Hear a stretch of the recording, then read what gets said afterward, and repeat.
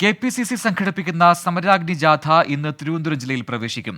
സമരാഗ്നി സമാപിക്കാൻ 2 ദിവസം മാത്രം ബാക്കി നിൽക്കെ കോൺഗ്രസിനുള്ളിലെ മുന്നണിയിലും പലവിധ പ്രശ്നങ്ങൾ പുകയുകയാണ്. ലോക്സഭാ തെരഞ്ഞെടുപ്പിന് ഒരുങ്ങുന്ന കോൺഗ്രസിനെ സമരാഗ്നിക്ക് ശേഷം കാത്തിരിക്കുന്നത് രാഷ്ട്രീയ അഗ്നിപരീക്ഷ കൂടിയാണ്. ലോക്സഭാ തെരഞ്ഞെടുപ്പിന്റെ 1ാം ഘട്ട പ്രചാരണം എന്ന നിലയ്ക്കാണ് സമരാഗ്നി ജാഥ കാസർഗോഡ് നിന്ന് ആരംഭിച്ചത്. സമരാഗ്നിക്കൊപ്പം കോൺഗ്രസിലും UDFിലും പ്രശ്നങ്ങളുടെ ഘോഷയാത്രയായിരുന്നു. മുസ്ലിം ലീഗിന്റെ 3ാം സീറ്റ് ആവശ്യമാണ് പ്രധാന തലവേദന. സമരാഗ്നിക്കിടെ മുസ്ലിം ലീഗ് നേതാക്കളുമായി കോൺഗ്രസ് നേതാക്കൾ പലതവണ ചർച്ച നടത്തി. ഒന്നും ഫലം കണ്ടില്ല. ഏറ്റവും ഒടുവിൽ നടന്ന ഉഭയകക്ഷി ചർച്ച ഫലം കണ്ടോ എന്നറിയാൻ ഇനിയും ഒരു ദിവസം കൂടി കാത്തിരിക്കണം.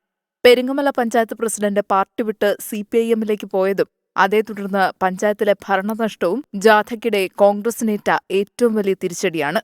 സ്വന്തം പഞ്ചായത്തിലെ പാർട്ടി ഭരണം നഷ്ടപ്പെട്ടതിന്റെ ധാർമ്മിക ഉത്തരവാദിത്തം ഏറ്റെടുത്ത് തിരുവനന്തപുരം DCC അധ്യക്ഷൻ പാലോട് രവി രാജ്യഭീഷണി മുഴക്കിയതും ഇതിനിടെയാണ്.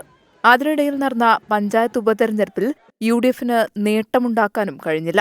എല്ലാറ്റിനും ഒടുവിലാണ് വാർത്താസമ്മേളനത്തിനുണ്ടായ സുധാകരൻ സതീശൻ വഴക്ക്. പാർട്ടിയെ ശക്തിപ്പെടുത്താൻ ആരംഭിച്ച സമരാഗ്നി ജാഥ അങ്ങനെ അവസാന ജില്ലയിലേക്ക് എത്തുമ്പോൾ പ്രതീക്ഷിച്ച ഫലം കിട്ടിയോ എന്നതിൽ സംശയം ബാക്കി. LDF സ്ഥാനാർത്ഥി പ്രഖ്യാപനം ഉൾപ്പെടെ നടത്തി തെരഞ്ഞെടുപ്പ് രംഗത്ത് സജീവമാകുമ്പോൾ UDF ഇപ്പോഴും ചർച്ചകളിലാണ്. 24 തിരുവനന്തപുരം.